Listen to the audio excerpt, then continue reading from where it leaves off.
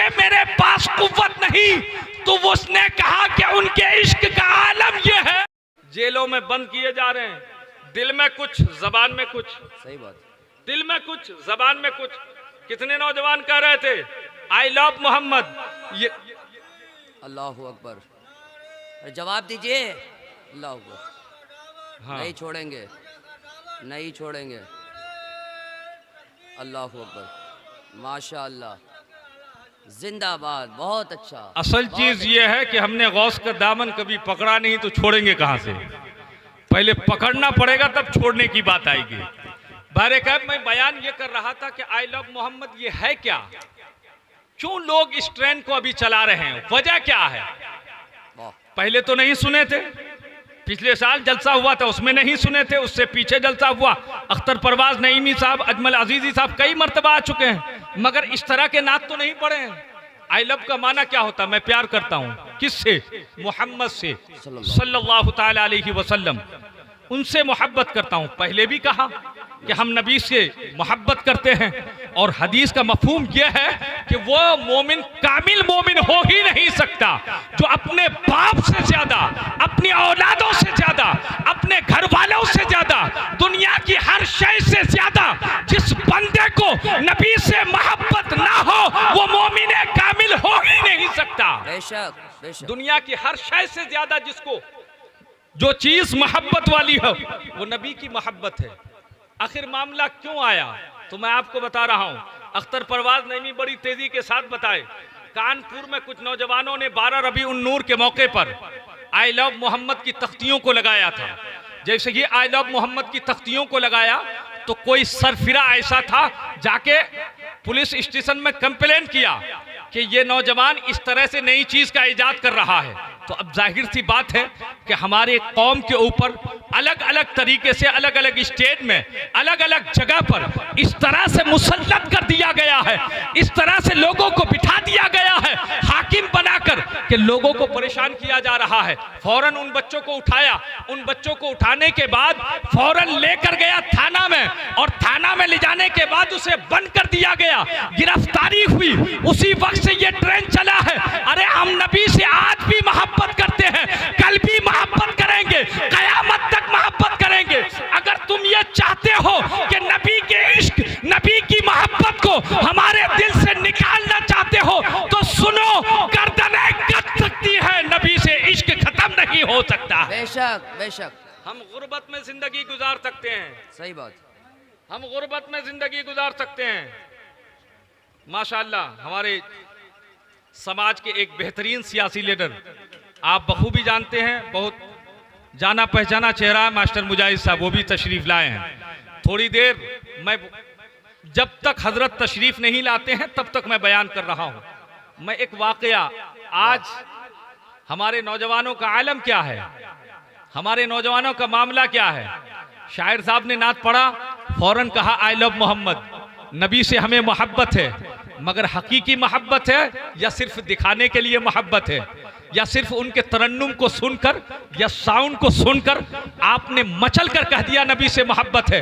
नबी से इश्क कैसे, किस तरह से होनी चाहिए। आइए सहाबा की जिंदगी को देखें। एक सहाबी रसूल जो 200 साल या 300 साल जिंदगी पाया, जिसे दुनिया पहले माबद के नाम से जानती और पहचानती थी, जिसका नाम बाद में हजरत सलमान फारसी पड़ा।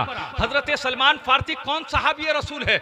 जो फारिस में पैदा हुए, आप एक आग को पूजने वालों के घर में पैदा हुए, और आपकी पैदाइश के बाद जवानी तक एक आग को पूजा करने वाले उसी के यहाँ रहे। रहते रहते आपने राहिबों के पास गया, आप ईसाइयों के पादरियों के पास गया, और जाते जाते आलम यह हुआ कि बुढ़ापे में आप मदीना पहुंचते हैं। लोगों से आपने सुना था कि मदीने में एक शख्स है जो खुदा का पता बताता है, मदीने में एक शख्स है जो राह सिराते मुस्तकीम दिखाता है, मदीने में एक इंसान है जो इंसान को सही रास्ता दिखाता है। वो बूढ़ा शख्स जब मदीना में पहुंचा, वो भी बिकते बिकते एक के हाथ में नहीं बल्कि 10 के हाथ में बिका है। गुलामी की जंजीरों में जकड़ कर वो शख्स मदीना पहुंचा, और जैसे कि मदीना पहुंचा ना तो किसी बताने वाले ने कहा था, सुनो, जब वो मदीना आएगा उसकी पहचान ये है कि वो इंसान किसी किसी के माल को यानी किसी के तोहफा को कबूल करेगा, मगर किसी के तोहफा को तो कबूल करेगा। और उसके अलावा अगर तुम उसके अलावा किसी के माल अगर ऐसे फिदिया दोगे तो वो कबूल नहीं करेगा। उसकी पहचान यह है कि उसके पुश्त पर महरे नबुव्वत है। ये 3 निशानी बताई गई और 3 निशानी के पहचान के लिए वो शख्स जाते हैं अपने जिसके यहाँ मजदूर था, जिसके यहाँ गुलाम बनकर जिंदगी गुजार रहा था, वो जाता है।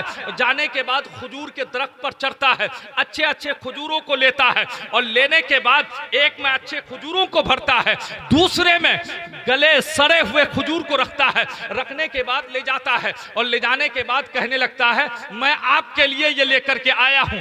अल्लाह अकबर कबीरा। देखना चाहता था मेरे आका जैसे कि अपने हाथों में लेते हैं, सहाबा इकराम को देते हैं, कहे मेरे सहाबियों इसे अपने आप में तकसीम कर लो।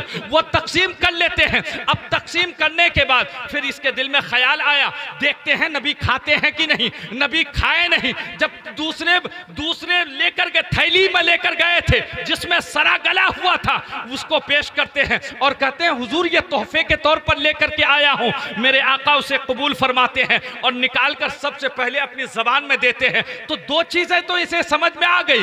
अब तीसरी चीज महरे नबुव्वत को देखना था कि पुश्त अनवर पर महरे नबुव्वत को देख लूं तो मेरा ईमान मुकम्मल हो जाए, मैं कलमा पढ़कर मुसलमान हो जाऊं। अल्लाह अकबर कबीरा। मदीने की सरजमीन है। मदीने की सरजमीन में एक जनाजे में आकाए करीम सल्लल्लाहु तआला अलैहि वसल्लम जनाजे के सफ़ों को दुरुस्त कर रहे हैं। मेरे आका फरमा रहे हैं अपने सफ़ों को दुरुस्त कर लो। अब वो शख्स देख रहा है, वो इंसान देख रहा है कि मौका मुझे मिले तो किसी तरह से महरे नबुव्वत का दीदार कर लूं, मौका मुझे मिले तो मैं आज पुश्त अनवर पर महरे नबुव्वत को देख लूं।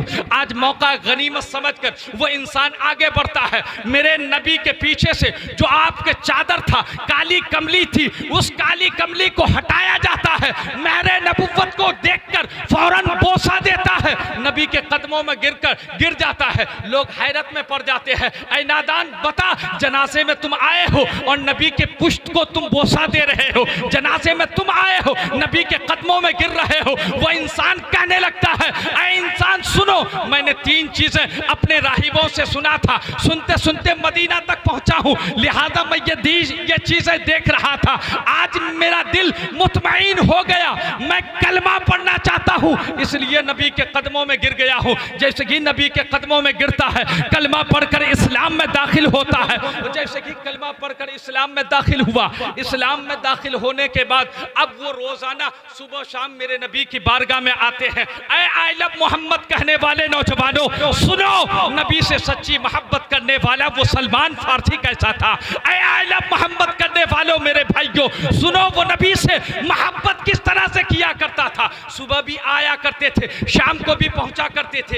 एक दिन आया, आने के बाद बैठे रहा और बैठने के बाद एक किनारे बैठकर रोने लगा। मेरे आका पूछते हैं सलमान तेरे आंखों में आंसू क्यों है? कहने लगता है हुजूर मेरा दिल तो आपका गुलाम हो चुका है, मगर जिस्म आज भी किसी का गुलाम है। आज भी मैं किसी की यहाँ मजदूरी कर रहा हूँ, आज भी किसी के दर पर भी मैं मजदूर बनकर हूँ। क्या आका मैं जिंदगी भर किसी की गुलामी में मर जाऊंगा? क्या ऐसे ही मर जाऊंगा? अल्लाह अकबर कबीरा। जैसे कि रहमतुल्लिल आलमीन नबी ये बात सुनते हैं, सुनने के बाद फौरन कहने लगते हैं मेरे गुलाम परेशान मत हो, मैं तेरी इश्क को भी समझ रहा हूँ, तेरी मोहब्बत को भी समझ रहा हूँ, तेरी वफा को भी समझ रहा हूँ, तू जिस अंदाज से पेश आ रहा है हर चीज को देख रहा हूँ। अल्लाह अकबर कबीरा। उसके बाद पूछने लगते हैं आखिर चाहते क्या हो? क्या आका जैसे ही मेरे दिल आपका गुलाम हो चुका ना, मेरा जिस्म भी आपका गुलाम बनना चाहता है। ये सलमान फारसी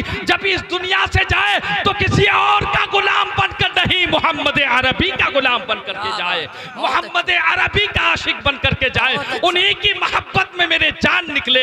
अल्लाह अकबर कबीरा। जब अपने सलमान फारसी ने कहा ना, उसके बाद मेरे आका फरमाते हैं सलमान एक काम करो। कहा क्या? कहा अपने मालिक से जाकर कहो तुझे बेचने के लिए तैयार है कि नहीं। अपने मालिक के पास जाओ और जाकर कहो तुझे बेचने के लिए तैयार नहीं। अल्लाह अकबर कबीरा। अब सलमान फारसी जाता है, अपने मालिक से पूछता है मेरे मालिक क्या तुम मुझे बेचने के लिए तैयार हो। अरब का दस्तूर था, जो बूढ़ा हो जाता था उसे कोई खरीदने के लिए तैयार नहीं था। जो बूढ़ा हो जाता था उसकी कोई कद्र कीमत न थी। जो बूढ़ी हो जाती थी, जो माँ पूरी हो जाती थी, अरब का तो यह भी दस्तूर था कि उन माओं को बेटा बाजार में ले जाकर बेच दिया करता था। मगर रहमतुल्लिल आलमीन नबी आए, अपने माओं को बताया, ऐ नौजवानों, तेरी माँ बेचने वाली नहीं, तेरी माँ तेरे लिए सहमत नहीं, बल्कि तेरी माँ के कदमों में रब ने जन्नत को रख दिया है, जन्नत को रख दिया है। मेरे प्यारे,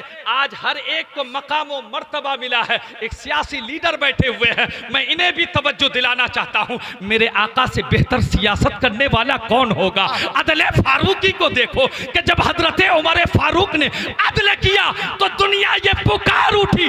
आज हमारे सियासतदान, हमारे लीडरान ये समझते हैं किसी ओहदे पर पहुंच जाओ और दुनिया की जितनी दौलत, दुनिया की जितनी सरवत हाथ लगे लगने दो, चाहे जिस गली से आए, चाहे जिस रास्ते से आए। मगर उमर फारूक का आलम यह था कि अपने सिरहाने पर ईंटें रखा करते थे। जब मिस्र से कोई मिलने आया, कहा कि अमीरुल मोमिनीन से मिलना चाहता हूं। लोगों ने कहा कि देखो दरख्त के नीचे एक शख्स आराम फरमा रहा है, दरख्त के नीचे एक इंसान लेटा हुआ है। कहा कौन है? कहा जिससे मिलना चाहते हो जाकर सलाम करते हैं, अमीरुल मोमिनीन से मुखातिब होते हैं और पूछने लगते आप अमीर हैं? हाँ हाँ मैं ही अमीर हूँ। लोगों ने कहा था ऐ अमीर, आप इतने बड़े मालदार हैं, इतनी दूर तक आपकी हुकूमत है, मगर आपका लिबास ये, आपका बिस्तर ये। तो अमीरुल मोमिनीन का जवाब यह था कि मैं लोगों का अमीर इसलिए बना हूँ ताकि अल्लाह उसका रसूल मुझसे राजी हो जाए, अल्लाह उसका रसूल मुझसे राजी हो जाए। आज हम दुनिया को राजी करने के लिए लगे हुए हैं। अल्लाह अकबर कबीरा। हजरत सलमान फारसी गए अपने मालिक से, कहने लगते हैं, क्या कहते हैं? ये कहते हैं क्या मुझे बेचने के लिए तैयार हो? कहा तुझे कौन खरीदेगा? कहा पहले बताओ क्या मुझे बेचना चाहते हो? कहा तुम्हें अरब में कौन खरीदेगा? कहा मैं जिसका गुलाम बना हूं ना, वो मेरे आका मुझे खरीदने के लिए तैयार है, वो आका मुझे खरीदने के लिए तैयार है। कहा सुनो, जब खरीदने के लिए तैयार है तो वो यहूदी था, वो समझा ये था कि अभी अभी मदीना मक्का से मदीना तशरीफ लाए हैं, इनके पास क्या होगा। शर्त रखी क्या?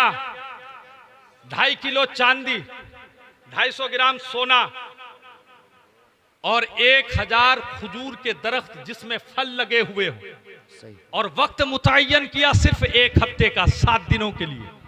ये 7 दिनों में ये 3 चीजें अगर तुम मुकम्मल तौर पर दे दोगे, 3 चीजों को दे दोगे तो मैं तुझे बेच दूंगा। 250 ग्राम सोना, सोचा ये था अभी मदीना आए हैं मक्का से हिजरत करके, कहां से आएगा 250 ग्राम सोना। मेरे आका ने कहा कि ठीक है, उसका अदा मैं करने के लिए तैयार हूं, अदा करने के लिए मैं तैयार हूं। मेरे प्यारे, थोड़े बस 5 मिनट में अपनी तकरीर समेट रहा हूं।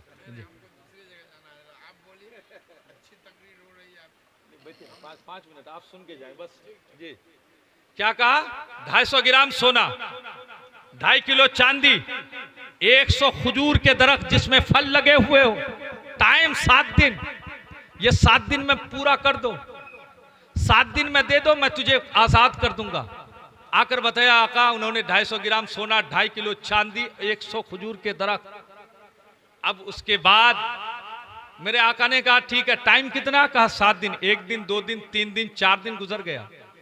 अब सलमान फारसी के दिन करीब आ रहे हैं तो दिल में ख्याल आया, तो अब तो करीब आ गए, कहां से दे? कहेंगे हुजूर अब 3 दिन बचा है। कहा सवाल कितने हैं? कहा 3 दिन। कितने हैं? कहा 3। 5वें दिन में सलमान फारसी नमाज असर पढ़ने के बाद कहा हुजूर दिन भर गुजरने वाला है, अभी तक एक भी सवाल मुकम्मल नहीं हुआ।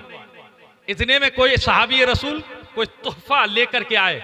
मेरे आका ने कहा सलमान इसे अपनी झोली में लो और लेकर के उस यहूदी को दे करके आओ और उसे कहना जो पहला सवाल किए थे उसका ये जवाब है, इसे खोल कर मत देखना। फौरन अपने दामन में लिया और लेकर निकल गए उस यहूदी के पास। कहा क्या लेकर के आए हो? कि जो चीज आपने मांगा था ना वही लेकर के आया हूं। जब पहला सवाल था, कहा क्या? कहा 250 ग्राम सोना। निकाल के दिया तो 250 ग्राम सोना मौजूद था। अरे बोलिए सुभान अल्लाह। 250 ग्राम सोना उसमें मौजूद था। अब दूसरे दिन है, दूसरे दिन अब कोई आज तक तोहफा, मगरिब तक तोहफा लेकर नहीं आए कि दें सलमान को लेकर के जाएं। अब दूसरे दिन जब सलमान फारसी कहने लगा हुजूर क्या करें, कहा जाओ बाहर मिट्टी उठा कर लाओ, अपने दामन में मिट्टी लेकर के आओ। मिट्टी लेकर के आए, दस्ते अक़दस मेरे आका ने अपने दस्ते मुबारक को उसमें लगाया, कहा ले जाओ उसके पास, कहना दूसरा जवाब। मिट्टी को उठा कर लेकर गया, उस यहूदी से कहने लगा दूसरे सवाल का जवाब। जैसे कि दूसरे सवाल का जवाब कहा, वो खोल कर देखता है तो 2.5 किलो चांदी उसमें मौजूद है। 2 जवाब उसे मिल चुका है। अब यहूदी सब के सब इकट्ठा हुए और इकट्ठा होकर कहने लगा सुनो परेशान मत हो, ये सोना और चांदी की बात थी, ये उनके दोस्त, उनके रफोका, उनके चाहने वाले, उनके आशिकों ने दे दिया होगा, मगर 100 खजूर के दरख्त मदीने में किसके पास है जो देगा। परेशान मत हो, परेशान मत हो, ये दे नहीं पाएगा। अल्लाह अकबर कबीरा। अब रब की मर्जी को देखें, मशीयत खुदाबंदी को देखें। मेरे आका फरमाते हैं शाम के टाइम अली जाओ मदीने के बाजार में, मदीने के गलियों में खजूर की गठलियों को लेकर आओ, गुठलियों को लेकर के आओ। अब हजरत अली गए, गुठलियों को चुनने लगे। अब चुनते चुनते सिर्फ 50 गुठली मिले, ज्यादा नहीं 50 ही, और 50 अपने दामन में लेकर आए। और आने के बाद क्या कहने लगते हैं हुजूर 50 ही मुकम्मल हुआ है, सही दाने नहीं मिल रहे हैं। तो मेरे आका ने फरमाया जो टूटे हुए हैं ना, जो आधा आधा किया हुआ है, वो अगर मिले तो उसे भी लेकर के आना। अब गए और जाने के बाद उसे आधा आधा जो मिला उसे वो लेकर के आए। और लाने के बाद शाम के बाद मगरिब की नमाज के बाद मेरे आका ने कहा अली मेरे साथ चलो, मेरे साथ चलो, सलमान मेरे साथ चलो। अब यहूदियों की एक टोली जो बैठी हुई थी ना, वो इस फिराक में थी कि देखें कि खजूर के दरख्त कहां से निकालते हैं, खजूर के दरख्त लाते कहां से। तो पीछे से पहरा दे रहे थे, पीछे से पहरा दे रहे थे। आज मुस्तफा जा किधर रहे हैं, आज नबी अपने कदम को किधर बढ़ा रहे हैं, सब के सब पीछे से पहरा दे रहे थे। तो क्या देख रहे हैं कि एक रास्ते में आगे है मेरे आका, बीच में है हजरत मौला अली, पीछे है हजरत सलमान फारसी। तीनों जा रहे हैं। रास्ते में एक खाली मैदान पे, जिसको बंजर जमीन कहा जाता था, जिसकी कोई हैसियत नहीं, जिसको कोई पूछता नहीं था। जैसे लहरा की जमीन पहले 20 साल पहले कोई पूछता नहीं था, आज लाखों में कीमत है। इसी तरह जब कोई पूछता नहीं था, अब उसी जमीन पर मेरे आका अपने कदम रखते हैं और हुक्म देते हैं सलमान गड्ढा करो। सलमान गड्ढा कर रहे हैं, मेरे आका उसमें अपने हाथों से खजूर की गठलियों को रख रहे हैं और हजरत मौला मुश्किल कुशा उसको बंद कर रहे हैं, पानी डाल रहे हैं। 100 गड्ढा को खोदा गया। यहूदी पीछे से छुप कर देख रहे हैं। कहा हो क्या रहा है। जिसका हजरत सलमान फारसी गुलाम था वो कांपने लगा। उनके साथियों ने कहा कांपते क्यों हो। कहा इसलिए कांप रहा हूं कि 3 सवाल किया था, 2 को पूरा कर दिया। उनके साथियों ने कहा कि कल तक 100 पैर ये लाकर नहीं दे सकता है। कहा मुझे डर लग रहा है, जो 2.5 किलो चांदी 250 ग्राम सोना दे सकता है, मुझे डर है कहीं यही वो फल निकल कर तैयार ना हो जाए, दरख्त बनकर तैयार ना हो जाए, कहीं ये मुझे दे दिया ना जाए। कहा एक बात करो, तुमको डर लग रहा है? हाँ हाँ डर लग रहा है। कहा कि वो लोग को निकलने दो। कहा क्या करोगे? कहा हम पीछे से जाएंगे, उसी गड्ढे से हम वही गुठली को निकाल लेंगे, उसी खजूर की गुठली को निकाल लेंगे, तब तुम्हें तशफ़ी होगी ना। तो उसने कहा हाँ हाँ जब निकाल लोगे तो कोई दरख्त तो आएगा नहीं, कोई पौधा तैयार होगा नहीं, फिर कहा वहां पर फल कहां से आएगा। वैसा ही किया, पीछे पीछे गया और जाने के बाद सब के सब गुठलियों को निकाल लिया। और निकालने के बाद सलमान फारसी जब रात को अपने घर पहुंचता है, मालिक के घर पहुंचता है, तो अब सीना तान कर जा रहा है। मालिक मुस्कुरा रहा है, वो भी सीना तान कर खड़ा है। कह रहा है सलमान 1 दिन का टाइम है, कल तक अगर 100 दरख्त मुझे दे दिया गया ना तो मैं तुझे रिहा कर दूंगा, अगर ना दिया गया तो फिर तुम मेरे ही गुलाम रहोगे। सलमान फारसी कहते हैं परेशान मत हो, मेरे आका ने वादा किया है दे देगा। अब वो यहूदी अपनी गुठलियों को लेकर के आता है, सलमान के सामने रख देगा, रखता है और रखकर कहने लगता है इन्हीं गुठलियों पर तेरा दावा है ना। सलमान से हम जाता है, जब गुठलियों को निकाल लिया गया है तो दरख्त कहां से होंगे? जब गुठलियों को निकाल लिया गया है तो दरख्त पर फल कहां से आएंगे? जब गुठलियों को निकाल लिया गया है 100 दरख्त कहां पर देंगे? तारीख गवाह है, सुबह होती है, मेरे आका सलमान को पकड़ते हैं और पकड़कर कहते हैं सलमान सुनो, ये 100 दरख्त उस यहूदी को दो। तारीख गवाह है, लोगों ने देखा था कि नबी के लगाए हुए गुठली को निकालने के बाद भी खुदा ने उस पर दरख्त उगाया था और 100 के 100 दरख्त बनकर तैयार हो गया था। नारे तकबीर, नारे